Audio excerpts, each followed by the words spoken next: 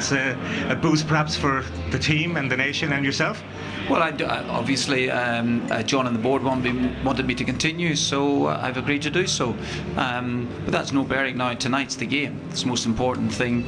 We have to win the match. We have to give ourselves a chance of qualifying. And tonight, there can be no slip-ups. We have to win. But the timing of the announcement, do you think that it will add an extra boost to the players? There are a lot of players here who are quite pleased about it. You'll always find the odd one or two that you haven't played in the last 6 or 7 months. I'm quite sure that's the same. I always know that there when new managers were given new contracts at our clubs.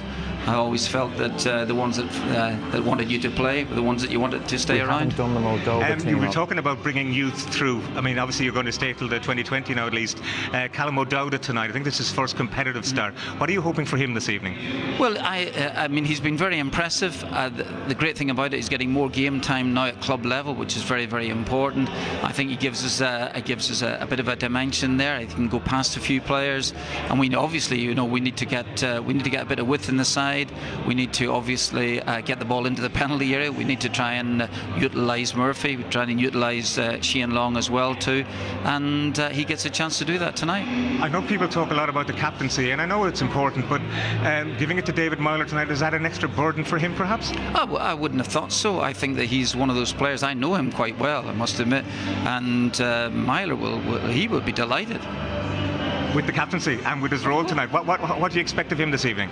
What do you expect? Well, I thought he played very, very well in the game against Serbia, and he did his job. He did it very, very well indeed.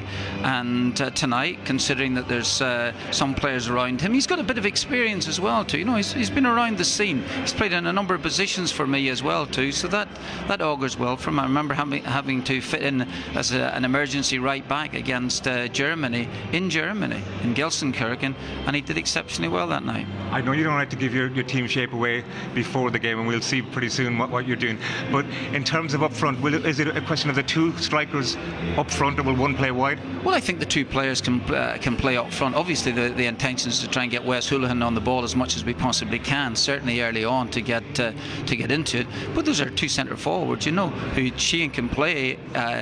He can play down the sides, but really eventually we have to try and utilise the both of them. And finally, the Wales result this evening, makes no difference, is it? It doesn't make any difference. We have to win our matches. Best of luck to you. Thank you.